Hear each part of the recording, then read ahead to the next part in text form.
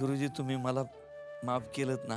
हो, मी तुम्हाला माफ केलंच आहे, पण तुम्ही आता स्वतःलाही माफ करा. 13वं अस्थि विसर्जन काय कसं ठरलंय तुम्ही? दादाशी बोलून मी सांगतो तुम्हाला. चंद्रपूरचा बिल्डर नागपूरला येतो आणि एक नवीन प्रोजेक्ट सुरू करतो.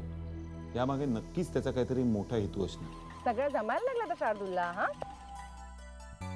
या ना आत या ना. एकदा सांगितलं तर कळत नाही तुला? बाळ झोपले आता. या ना. कसे आहात तुम्ही? बरं आहे मी. आई नमस्कार करते. सुखी राहा. कशी आहेस सुनबाई? बरी आहे. सचिन, तुझा सुखी संसार पाहिला आणि डोळे भरून आले माझे. खरंच काही दिवसाकरता का होईना पण तू मला घरी घेऊन आलास. तुझा सुखी संसार पाहिला, माझ्या नातवाला मला भेटता येईल. तुझे उपकार मी जन्मभर विसरणार नाही.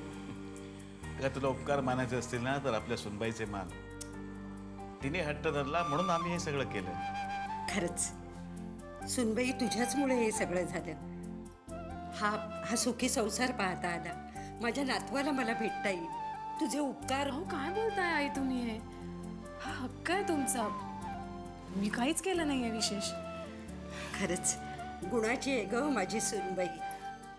हो, पण माझा नातू कुठे आहे? कधी एकदा त्याला भेटेन असं झालंय मला. कुठे आहे तो? हो चला मी घेऊन जाते तुम्हाला. या ना.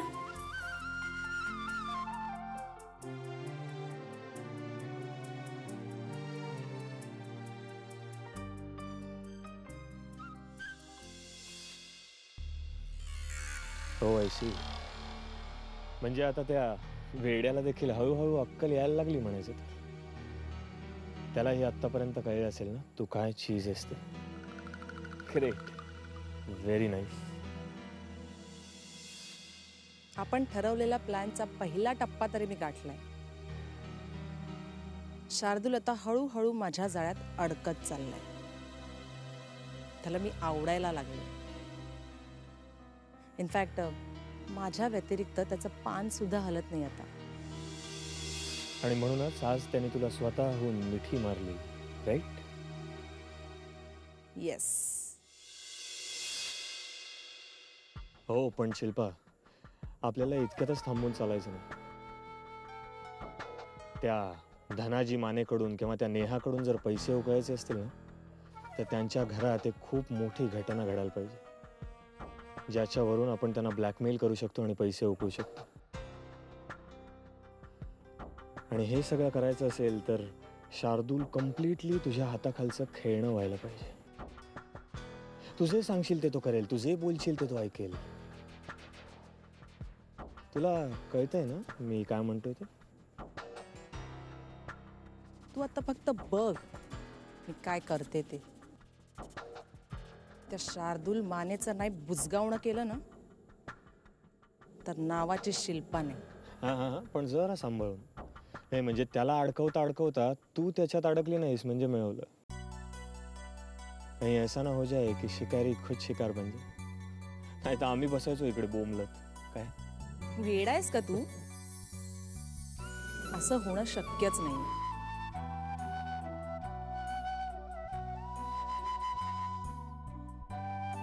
हे सगळं मी तुझ्यावरच्या प्रेमासाठीच तर करते ना, तुझ्या नोकरीसाठी, आपल्या संसारासाठी, आपल्या भविष्यासाठी. विक्रम, तुझ्याशिवाय इतर कोणाचाही विचार करूच शकत नाही मी. I love you.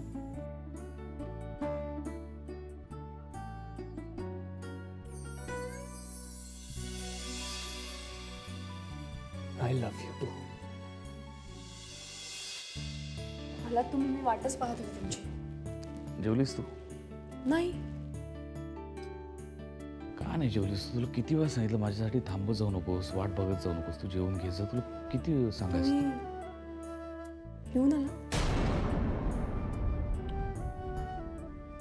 सॉरी, थोडीशी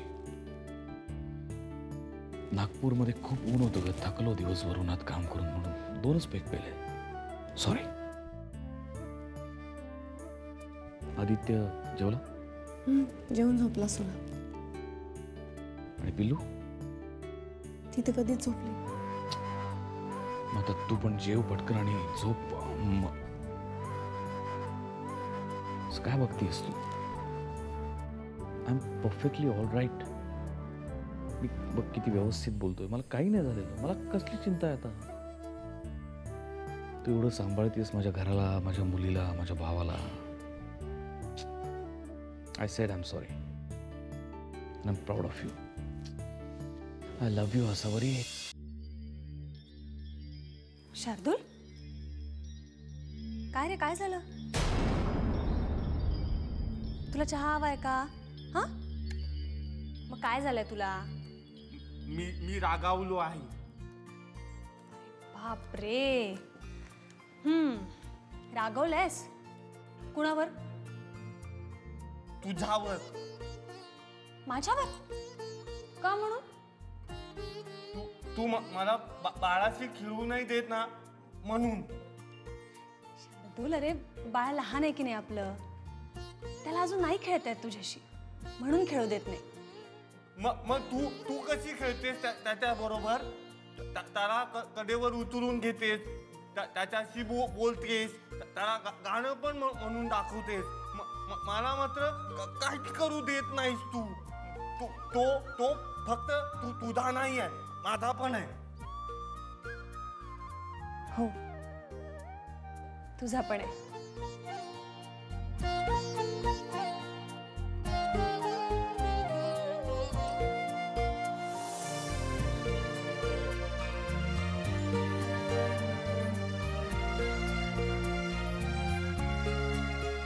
बाबाशी खेळूया. छान छान. चला, हे बघ बाबा.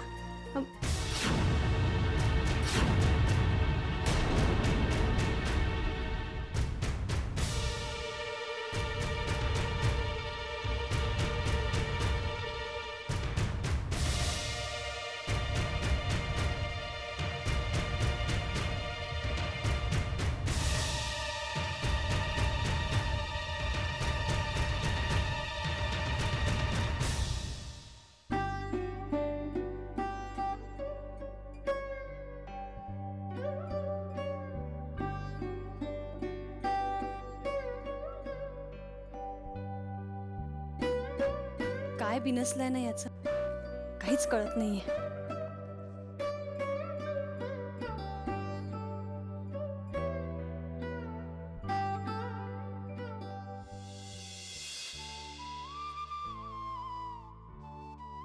अहो,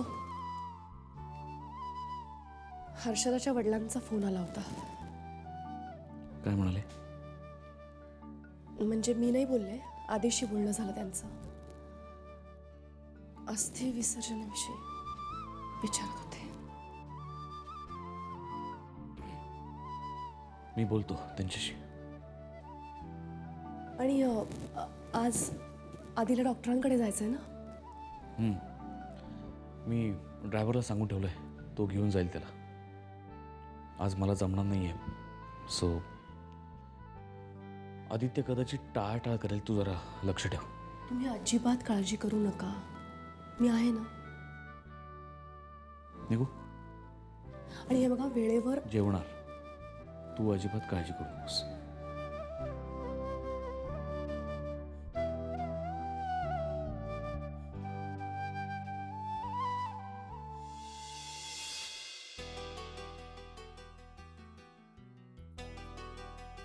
अहो, मी काय म्हणते,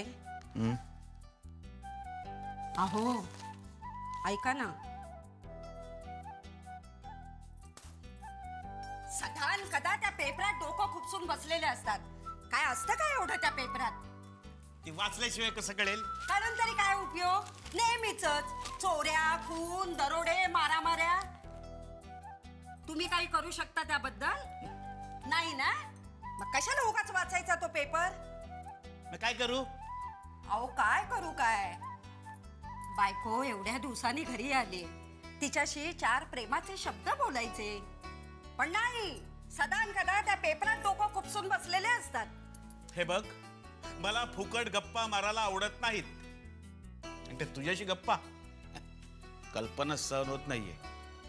आणि प्रेमाच्या गप्पा त्यासाठी माणसांनी प्रेम करायला लागतं. तू तू सदानकदा रागावलेली. काय मारणार तुझ्याशी गप्पा डोंबल? नका नका मारू माझ्याशी गप्पा. माझी सून आहे म्हटलं माझ्याशी गप्पा मारायला. आत्ता बोलवते तिला. संयोगिता, ए संयोगिता, जरा बाहेर ये ग. ती आली ना की ढुंकून सुद्धा बघणार नाही तुमच्याकडे. मग बसा पेपर वाचत. संयोगिता, ए संयोगिता, ए संयोगिता, ये ये बा. अगो कुठं होतीस तू? काय करत होतीस आहात? मी शार्दूलला झोपवत होते. मग झोपला का तो? हो झोपला ना. हा बैस बैस बैस ना बैस. मला तुझ्याशी थोडं बोलायचंय. बोला ना. नाही काय आहे संयोगिता, तुमचं लग्न झालं ना तेव्हा मी काही इथं नव्हते. त्यामुळे तुझ्या घरच्यांशी ओळखच झाली नाही ग माझी. तुझ्या दादाबद्दल खूप ऐकून आहे आम्ही. तो मोठा बिल्डर आहे म्हणे, हो ना? हो. असावरीच ना ग तुमची वहिनी? हो. आधी ना तिचं लग्न आमच्या सचिनशीच होणार होतं, पण नंतर तुमच्या दादाशी झालं. ठीकच झालं म्हणा. तिचं नशीब चांगलं म्हणून तिला श्रीमंत सासर मिळालं आणि माझ्या मुलाचं नशीब चांगलं म्हणून त्याला तुझ्यासारखी श्रीमंता घरची सून मिळाली. तर सांगायचा मुद्दा हा आहे की मला ना तुझ्या माहेरच्यांशी ओळख करून घ्यायची. आता मी इथं आलेच आहे, तर 4-5 दिवसाकरता जाऊया का ग तुझ्या माहेरी? नाही म्हणजे तेवढ्याच भेटीगाठी होतील आणि माझ्या सुनेचं माहेरही मला बघता येईल. काय म्हणजे काहीही गरज नाही कुठे जायची. आणि कशाला जायचं तिच्या घरी? जेल बंद सुटून आले, जरा 4 दिवस घरीच राहा. कशाला जातेस इकडे तिकडे? अहो काय फरक पडणार आहे त्यानं? नाही म्हणजे नाही. सांगितलं नाही का? संयोगिता, तू आज जा आणि स्वयंपाकाचं बघ. मी बोलते ना तिच्याशी. हे बघ, तिला घरात कामं आहेत. तुझ्याशी गप्पा मारत बसायला वेळ नाहीये तिला. संयोगिता, आज जा. कळलं मला. तिला कशाला जायला सांगताय? मीच जाते ना. नाहीतरी तुम्हाला माझं बोलणं वागणं पटतच नाही कधी.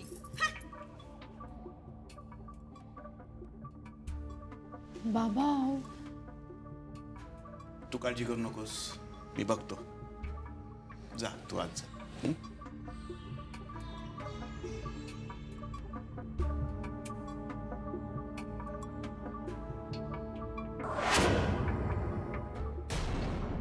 आदित्य, हे आपलं सेकंड सिटिंग. तुला स्वतःबद्दल जितकं सांगता येईल तितकं सांग. मनात काहीही ठेवू नकोस. अगदी मोकळेपणानं बोल. सांग.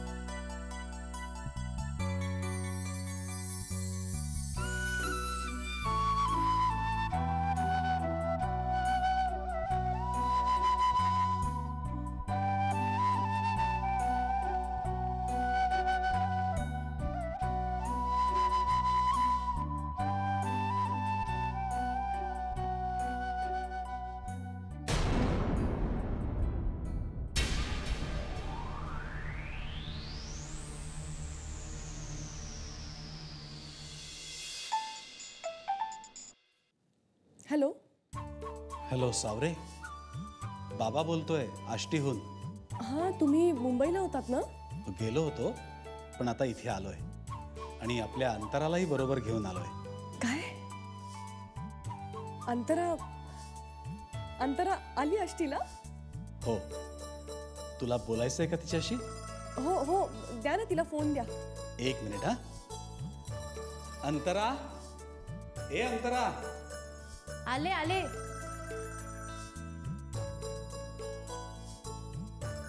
काय बाबा? आसावरीशी बोल, तुझ्या बहिणीशी. घे बेटा, बोल.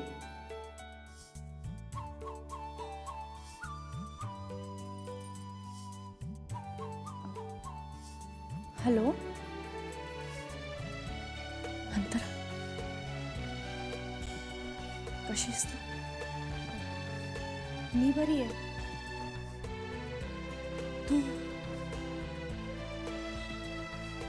तू ओळखलीस मला? हो, आसावरी ताई. मागच्या खेपेला आले होते तेव्हा भेट झाली होती आपली. आठवत आहे मला. एवढंच आठवतंय तुला? म्हणजे बाकी काही नाही आठवत आहे? आपण लहानपणी एकत्र अभ्यास करायचो, तासन तास पारावरती गप्पा मारायचो बघ, आणि खूप भांडायचो एकमेकींशी. काही नाही आठवत तुला? नाही, मला खरंच काही आठवत नाहीये. बरं, आपण भेटलो ना की तुला सगळं आठवेल. हां, बाबांशी बोला.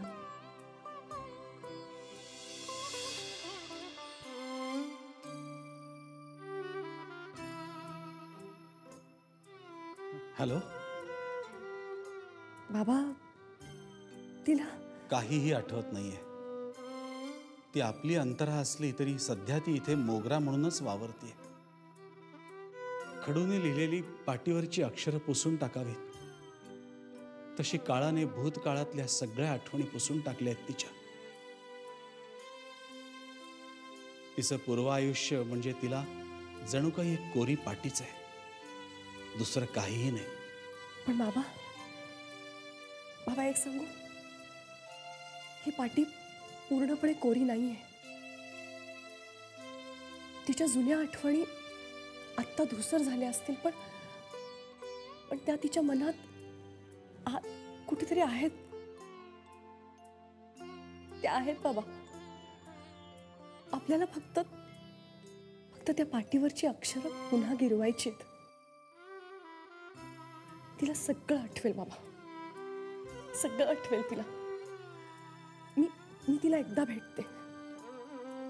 सगळ्या जुन्या आठवणी मी तिला पुन्हा पुन्हा गिरवून सांगते.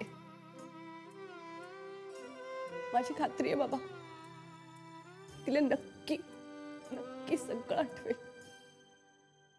मलाही असंच वाटतंय.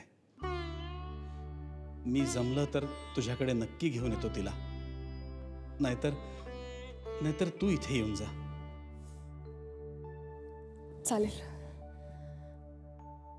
चालेल बाबा. बाकी सगळं ठीक आहे ना तिकडे? हो, बाकी सगळं ठीक आहे. बरं, मग ठेवू फोन. हो.